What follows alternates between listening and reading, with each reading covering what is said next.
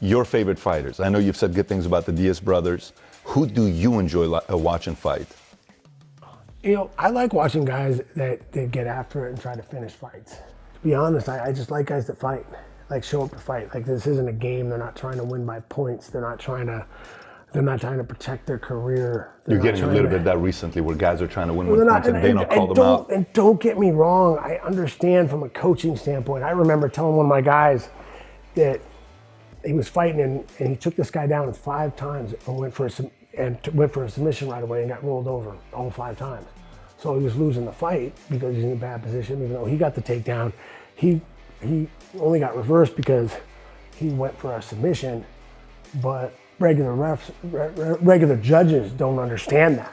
I'm like, look, you have to, when you take him down, you got to hold him for a few minutes, hit him a couple times, hold him for a little bit, hit him a couple times, then go for your submission. Don't jump right away. You know, which is not the way I really want to, as a fan, would want to watch fight. I like the way he fought as a fan.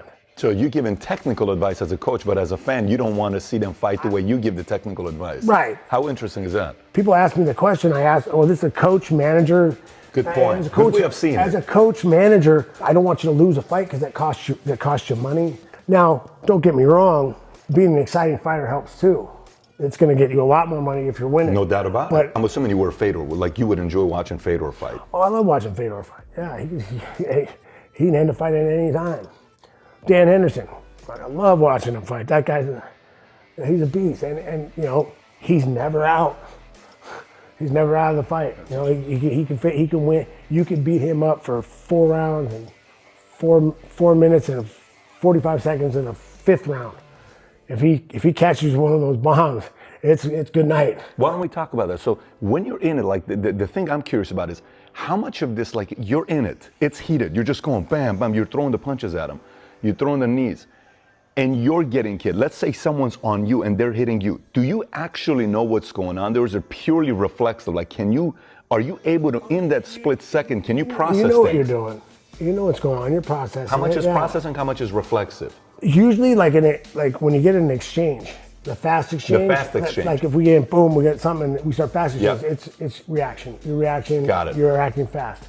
When someone on top pounding on you and you're down, that's thinking. You can see it coming. It's taking. That's not a quick pop, pop, pop, pop, pop. Like an exchange, I mean, like someone throws something, you counter, and then you counter, pop, pop, pop, pop, and then you start thinking again. I mean, it's really quick. Those little quick reaction moves. And in that moment, like when I fought Vitor Belfort, he finally came after me in the 3rd round because they were telling me he had to win the round. He came at me, and we went boom, boom, boom, boom, boom. I sat him on his ass with a right hand. Mm-hmm. That was just a counter. I was reacting to him coming straight at me. It's a step up, pop, pop, pop, bang. That was just something that went through and did. You have one of the best knockouts of all time. If you want to watch knockout highlights, just type in Chuck Liddell knockout highlights. It's nonstop. You can watch them and they're incredible. But the thing I want to know about, like in the business world, sometimes in the business world you get hit, okay? And in that moment, you can't teach a dog fight to somebody. If you got the fight, you got the fight. Sometimes you see in your world, somebody gets hit and they back down and back up and they don't come back to fight. Is that instinct? Is that fear? Is that not lack of dog fight? Do you see that as a coach or something? I see it all the time. I say this all the time with striking. Like I'll say, that guy doesn't like to get hit. Everyone goes, what do you mean? No one likes to get hit. Yeah. No. But what I mean by that is he's unnecessarily afraid of getting hit. He's pulling his head out like this. He's not reacting the way he should. Can that be changed? From your years of watching a bunch of fighters, can that actually be changed for somebody? I've never tried to change that. I mean, it's a funny question because I used to always think mental toughness, you either have it or you don't. But I did a lot of studying on teaching it. And, I think part of it was for me, when he came to me, by the time he came to me, if you weren't mentally tough, I didn't want it. It's too late. I don't want it. I'm not going to waste my time trying to teach you how to be tough. So I guess the question would be more this way. Go back to when you were in high school, where a guy was maybe at your level, or college, where you were competing and you said, this guy's he's pretty solid when I fight this guy. But his mental and emotional toughness was a little bit less than yours. Did you see somebody like that and said, that guy never made it past a certain level and you kept continuing to grow? Oh, for sure. When you put under that pressure, you have two two choices, really. You break and fold, or you come out fighting. If you're gonna succeed in I think about anything, you need to be that guy that comes out fighting. Tito tapped his strikes one time. Funny story. So we were in a party talking about it, and I forgot that he had tapped his strikes when he fought Frank Shamrock. We were talking about this other guy that had tapped to Vanderlei Silva, and I was like, to strikes. He was getting struck, and he tapped. I'm like, man, what a pussy. Man, can you believe that guy's tapped his strikes? If you can think to tap, you can think to defend yourself and try to get out of it, can't you? And I go, I didn't realize, I was talking to Tito, and Tito said that, I'm like, oh, sorry. We kind of walked out, and I'm like, oh shit, he tapped his strikes. And in that moment, you didn't know, you didn't think about it. I didn't think, I forgot that he had tapped his strikes in that fight, because when they stopped that fight, I went nuts, because that was right when I first started training him, when he was helping him train and get ready for a fight, was before he fought Frank Shamrock. And I was on the side, and I didn't see him tap. I went nuts that they stopped the fight. I went, no, it's almost over. He already won. He won the rounds up to then. And that round was almost over. And I'm like, oh, no, you can't stop the fight. Why are you stopping? He's not hurt.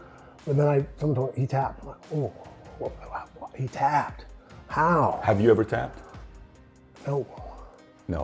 No, here's the thing. Now, don't get me wrong. I'm not telling people not to tap. But the point I'm making with you is you've been hit. I mean, you will not stop with the fight till the very end. Oh, no, I went to sleep in the fight. The guy trying to choke me, I went to sleep. I don't tap. Now, here's the thing, though. Don't get me wrong. Now, tapping's okay. It's not. If you get in a position where your arm's going to get broken, your knee's going to get broken. It's a different story. Smarter side of valor. Live to fight another day. You blow out your knee, it might never be the same. You blow out your elbow, it might never be the same. So that's something to tap to. The thing is, like the chokes, like when a guy taps to a choke, if I can think to tap, I can think to try to get out of it. I still got a little bit of air left. I can get out of it. I've rolled out of headlocks in high school wrestling. When a guy rolled out the wrong way, got out, stood up like this, with stars in my eyes, could barely see, but they didn't know. They had no idea. But I'd rolled out and I almost choked myself out, but I got out. Wow. For me, it's never been a question whether or not I'm going to quit. I have my saying about mental toughness. I always said mental toughness is an everyday thing. You can't just turn it on and off for a fight, for a match, for whatever. It's life. It's life. You have to do it all the time. And as I read studies on it, actually, afterwards, training people to do it, a lot of teaching them routines helps. Anything where you have to do it all the time, and it's just you're not, when you don't feel like doing it, you get up and do it because that's your routine. Where it almost doesn't make you think, it's continuous? Yeah, and the point I'm getting to is I've been retired for about 3 years, and I've been kind of letting things go, and hey man, I don't have to do that now. I put in my time, I did my thing, I became world champion, did everything I want to do. I can relax. I don't have to do this. I don't have to do that. I don't feel like doing that today. That kind of stuff. I started doing that. And then we're in Hawaii, my family, and my oldest son starts running up the mountain. We're going up one of the stairs. He starts running up, and I start running up behind him because I can't let him beat his dad. So I'm running up, and I pass him. And I realize I'm in not very good shape. But I pass him, and he's gonna stop, but I'm like, man, I started running this thing, I gotta finish it. And I started in my mind, for the first time in my life that I can remember, I actually questioned whether or not I should.